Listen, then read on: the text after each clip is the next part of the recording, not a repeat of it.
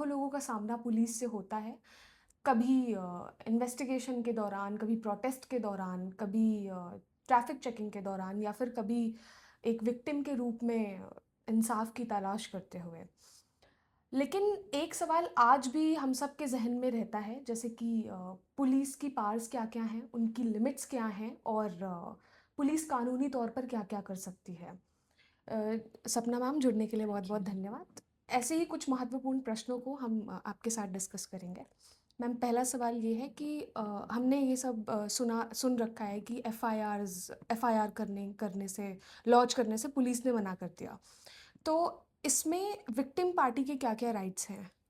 देखिए, बहुत बार हम लोग ये देखते हैं कि कोई व्यक्ति थाने गया, उसने बोला कि मेरी एफआईआर लिख दीजिए, पुलिस एफआईआर लिखने से भगा देती है कि नहीं, भाग जाओ यहाँ से, तुम इतने टाइम बाद आए हो, तुम्हारे पास क्या एविडेंस है। या पुलिस ने बोल दिया कि किसी दूसरे थाने में जाकर एफआईआर करवाओ। तो बहुत सारे रीजंस देके भगा दिया जाता है। और विक्टिम हमेशा इस डर में रहता है कि अगर मैंने पुलिस से पूछा तो कहीं ऐसा ना हो कि पुलिस मुझे ही अरेस्ट कर ले या किसी दूसरे झूठे केस में फंसा दे। तो पुलिस के सामने जाने से व्यक्ति वैसे ही डरता है, और जब पुलिस वाला डांट के भगा देता है तो व्यक्ति थक हार कर घर में बैठ जाता है और एफआईआर नहीं लिखवाता।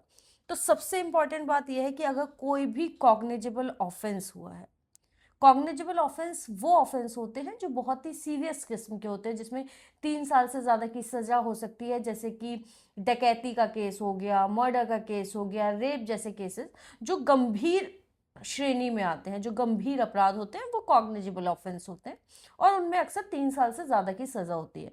तो ऐसे केसेस में पुलिस आपको एफआईआर लिखने से मना नहीं कर सकती।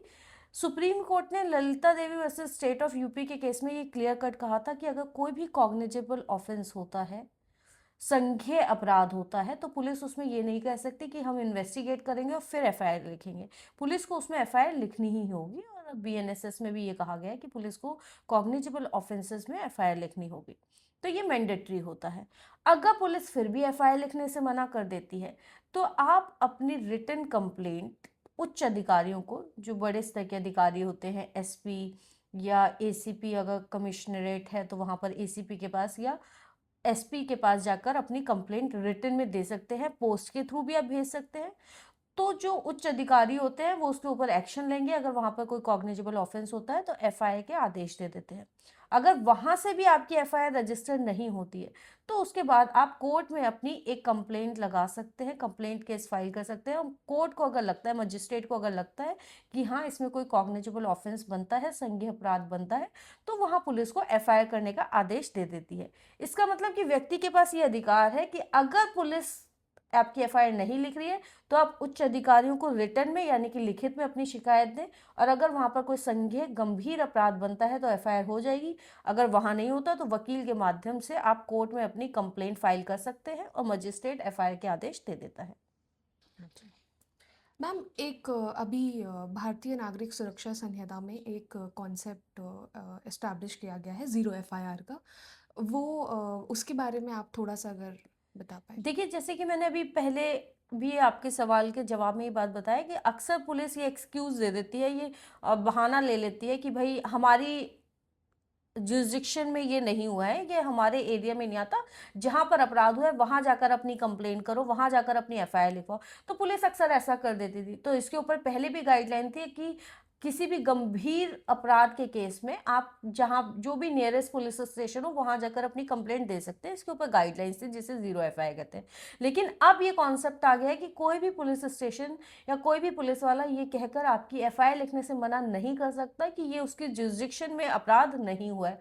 आप जहां चाहें वहां पर अपना, जहां भी आप रहते हैं, जो भी नियरेस्ट पुलिस स्टेशन है वहां जाकर जीरो एफआईआर करवा सकते हैं। जीरो एफआईआर क्यों कहते हैं? क्योंकि एफआईआर का नंबर जीरो दिया जाता है। आपने नियरेस्ट पुलिस स्टेशन में अपनी एफआईआर करवा दी और उसके बाद जो भी कंसर्न्ड पुलिस स्टेशन होता है, जहां भी अपराध घटित हुआ है, जहां भी अपराध हुआ है, उस पुलिस स्टेशन में वो एफआईआर आपकी ट्रांसफर कर दी जाती है। तो इसलिए, क्योंकि पहले जहां पे वो अपराध की एफआईआर लिखी गई उसको जीरो नंबर दिया जाता है, इसलिए इसको जीरो एफआईआर कहते हैं। और आप कहीं भी जाकर अपनी एफआईआर करवा सकते हैं। तो हाँ जी। पुलिस ये एक्सक्यूज नहीं ले सकती कि अब हमारी जुरिस्डिक्शन में नहीं है। हाँ जी। जी। भई मतलब एफआईआर लॉन्च करते दौरान बहुत सारी प्रताड़नाएँ सहनी पड़ती हैं विक्टिम पार्टी एब्सोल्युटली। को तो। बहुत ही उसी अच्छा किया हाँ, है। तो उसी के लिए ये बहुत अच्छी चीज़ है कि अब ये कानून बना दिया गया है कि पुलिस वाले एफआईआर लिखने से मना नहीं कर सकते ये कह के कि जुरिस्डिक्शन नहीं है, जो कि अक्सर हम देखते थे। अपनी अ, अपने कर्तव्यों से हटना नहीं है। राइट। हाँ जी। मैम, जो दूसरा क्वेश्चन है वो ये है कि क्या पुलिस किसी नागरिक को उसके घर से अपनी हिरासत में ले सकती है बिना वारंट के? जी।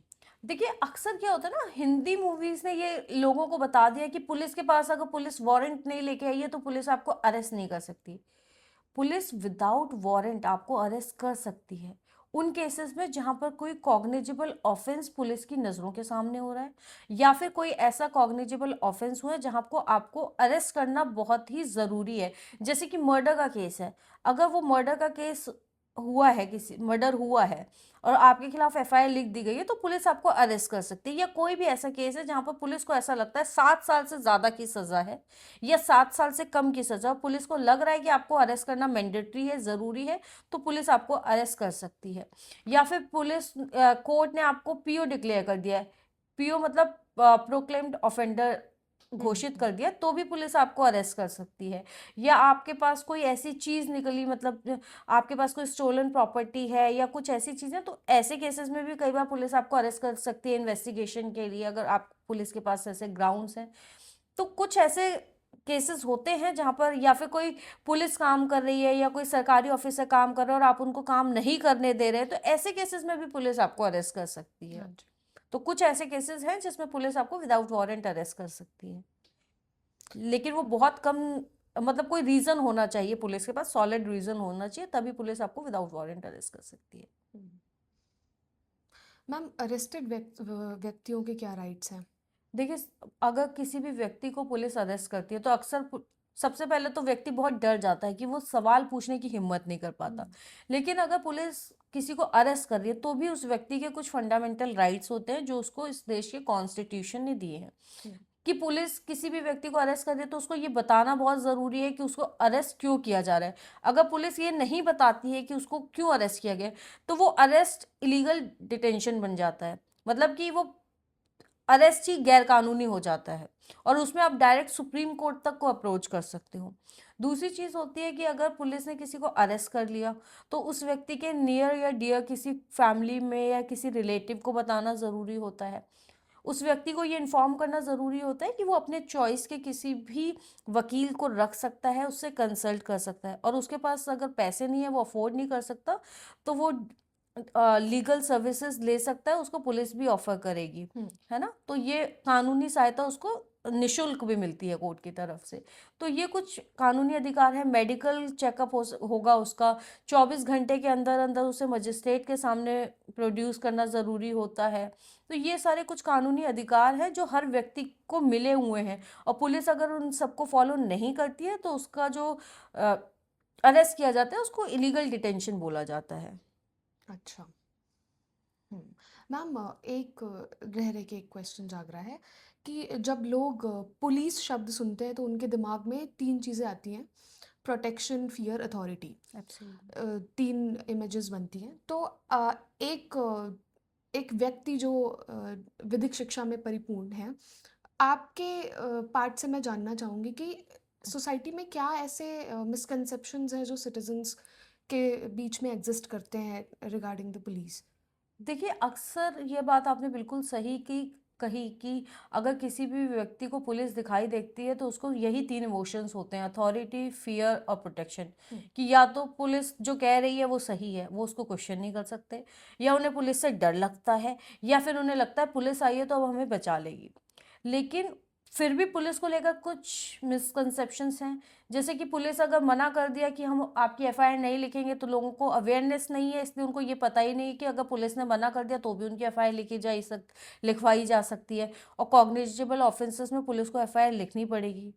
उनको लगता है कि पुलिस अगर हमें ऐसे ही अरेस्ट कर सकती है, पुलिस के पास बहुत वाइड पावर है और हम पुलिस को चैलेंज नहीं कर सकते। ऐसा नहीं है, पुलिस के पास पावर्स हैं लेकिन उनके ऊपर कुछ लिमिटेशंस भी हैं। पुलिस भी कानून के ऊपर नहीं होती, वो कानून की संरक्षक ज़रूर है लेकिन कानून के ऊपर नहीं है, वो भी कानून से बंधी हुई है। तो लोगों को पुलिस से डरने की ज़रूरत नहीं है, थोड़ी अवेयरनेस की ज़रूरत है। उनको पता होना चाहिए कि उनके कानूनी अधिकार क्या है, जो उन्हें इस देश के कानून ने दिए, इस देश के संविधान ने दिया है। बहुत बहुत धन्यवाद अ, लोगों में जागरूकता फैलाने के लिए। अ, तो at the end I would only like to say कि डेमोक्रेटिक सोसाइटी में, डेमोक्रेटिक देश में केवल जो लॉज होते हैं वो इसलिए नहीं होते हैं कि सिटीजन्स डरें उससे, बल्कि एक भरोसा स्थापित हो पाए, इसलिए लॉज का इम्प्लीमेंटेशन होना बहुत ज़रूरी है।